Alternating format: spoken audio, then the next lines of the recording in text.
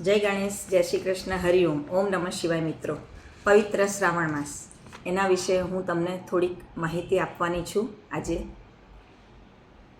મારા વિડીયોને like, share અને સબસ્ક્રાઈબ કરવા વિનંતી. પવિત્ર શ્રાવણ માસ હિન્દુ ધર્મનો એક સૌથી પવિત્ર મહિનો, જેને આપણા બધા ભક્તો આપણે પોતે બહુ ભક્તિભાવથી ઉજવીએ છીએ. શંકર ભગવાનની ખૂબ પૂજા અર્ચના ભક્તિભાવપૂર્વક કરીએ છીએ અને એનું ખૂબ આપણા ધાર્મિક સંસ્કૃતિમાં એનું મહત્ત્વ જણાવેલું છે. ગુજરાતમાં શિવ ભક્તો આખો શ્રાવણ મહિનો ઉપવાસ કરે છે, રોજ શિવાલય જાય છે, ભગવાનને દૂધ, પાણી, મધ, કાળા તલ, ચોખા અને બીલીપત્રનો અભિષેક કરે છે. લોકો લઘુરુદ્રીના પાઠ કરાવે છે. ઠેર ઠેર ચાર રસ્તાઓ પર, નાના ગામડાઓમાં, મંદિરોના ચોગાનમાં ભજન સંધ્યા રાખવામાં આવે છે. લાઉડસ્પીકર પર ભગવાન શિવના મંત્ર સ્તોત્રનું જાપ નિરંતર સંભળાયા કરે છે. અને શંકર ભગવાન ભોળા છે, હંમેશા પોતાના ભક્તો પર દયા કરનારા છે. મિત્રો, ગુજરાતમાં ખાસ કરીને ગિરનાર પર્વત છે કે ભાઈ જૂનાગઢ છે, સોમનાથ મંદિર છે, ત્યાં લોકો ગંગાજળ ભરીને કાવડ લઈને કાવડ યાત્રા પણ કરે છે. કે ગંગાજળ ભરી જાય અને ત્યાં જે તે મંદિરોમાં જઈને શિવાલય પર એનો જળાભિષેક કરે છે. આ યાત્રા દરેક જણ માટે શ્રદ્ધા અને તપસ્યાનું પ્રતીક બની રહે છે.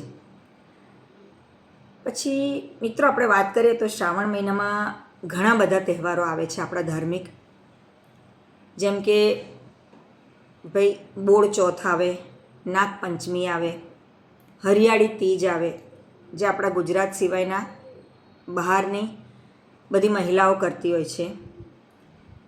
નાગપંચમીના દિવસે નાગદેવની, ગોગા મહારાજની ભક્તિભાવપૂર્વક પૂજા કરવામાં આવે છે અને બધા માટે એમની પાસે મનોકામના માગવામાં આવે છે કે ભાઈ સર્વે બાળકોનું, સર્વેનું રક્ષા કરજો, નાગ દેવતાને નમન હો. ત્યાર પછી આવે કે ભાઈ નારિયેળી પૂનમ એટલે કે રક્ષાબંધન. રક્ષાબંધનમાં ભાઈ બહેનનું પ્રેમનું પ્રતીક એવો એ તહેવાર છે. દરેક બહેનો ખૂબ જ શ્રદ્ધાપૂર્વક પોતાના ભાઈને પ્રેમપૂર્વક રાખડી બાંધે છે અને ભાઈઓ તેમનું રક્ષણ કરવાનું આશીર્વચન આપે છે, મનગમતી ભેટ સોગાત આપે છે. આ રીતે બહેન ભાઈનો એ રક્ષાબંધનનો તહેવાર ખૂબ ભાવપૂર્વક ઉજવણી થાય છે. ત્યાર પછી આવે છે જન્માષ્ટમી. એ પહેલાં રાંધણ છઠ આવે, શીતળા સાતમ આવે. રાંધણ છઠના દિવસે ગુજરાતમાં બધી બહેનો જાત જાતના પકવાન બનાવે છે. આગલા દિવસે, બીજા દિવસે ઠંડુ ખાવાનું શીતળા માતાની એક બાધા માનવામાં આવે છે કે ભાઈ શીતળામાં દરેક પર શાતા કરે, દરેક એમના આશીર્વચન આપે અને કોઈ એમના થકી હેરાન ના થાય. એના માટે માતાજીને ઠંડુ ખાઈને એમની પૂજા અર્ચના કરવામાં આવે છે. મંદિરોમાં જઈને શીતળા માતા પર પણ દૂધ, પાણી, અબીલ, ગુલાલ, કંકુ, ચોખા અને શ્રીફળ વધેરી શીતળા માતાની પૂજા કરવામાં આવે છે. અને ત્યાર પછી તાંદળજાની ભાજી, જે માતાને ખૂબ ઠંડક આપે, એ પણ ચડાવવામાં આવે છે દક્ષિણ ગુજરાતમાં, સુરત બાજુ બધે. ત્યાર પછી અને જે આપણે બાજરીના લોટની કુલેર બનાવીએ છીએ, એ કુલેર પણ માતાજીને ધરાવવામાં આવે છે. ત્યાર પછી શ્રીફળ અને કુલેરનો પ્રસાદ બધા લે છે. અને આગલા દિવસે, રાંધણ છઠના દિવસે, જે વડા, પૂરીઓ, ઠંડુ ખાવાનું જે બનાવ્યું બધા પ્રેમપૂર્વક બીજે દિવસે શીતળા સાતમના દિવસે ખાઈને દિવસથી શીતળા માતાની કથા વાર્તા વાંચે છે. ને આગલે દિવસે, રાંધણ છઠના દિવસે, ચૂલાની પૂજા કરી શાંતિથી બધા સૂઈ જાય છે અને બીજે દિવસ ઠંડુ ખાઈને આખો શીતળા સાતમનો તહેવાર શાંતિથી બધા ઉજવે છે. ત્યાર પછી આવે છે મિત્રો જન્માષ્ટમી, આપણા વહાલાવાળા લાલા કાનુડાનો તહેવાર. બધા આખા દેશમાં જન્માષ્ટમીનો તહેવાર ખૂબ ધામધૂમથી અને પ્રેમપૂર્વક ઉજવાય છે.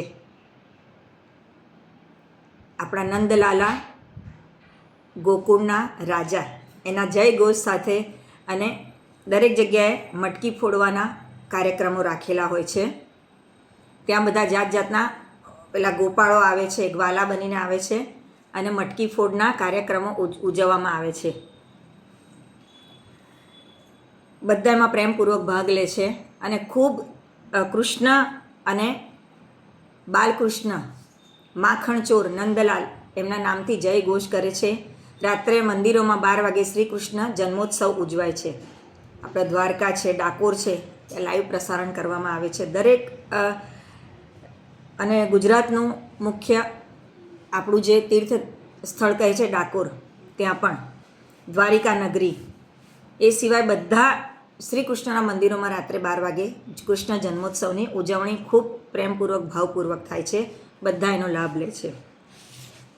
મિત્રો, આ શ્રદ્ધા અને ભક્તિ એક તહેવારો સાથે જોડાયેલી છે, જે આપણને એક માનસિક બળ આપે છે. આપણે બધા એના થકી જ આપણે ટકી રહ્યા છીએ કે આપણી પાસે એક શ્રદ્ધા છે.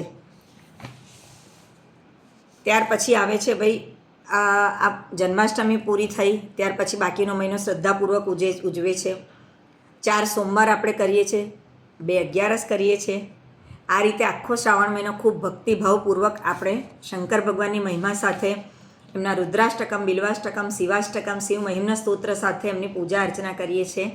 અને શંકર ભગવાનને ખૂબ સારા બેલીપત્ર, દૂધ, પંચામૃત, શેરડીનો રસ, મધ, કાળા તલ દરેકનો અભિષેક કરી એમની પૂજા અર્ચના કરીએ છીએ.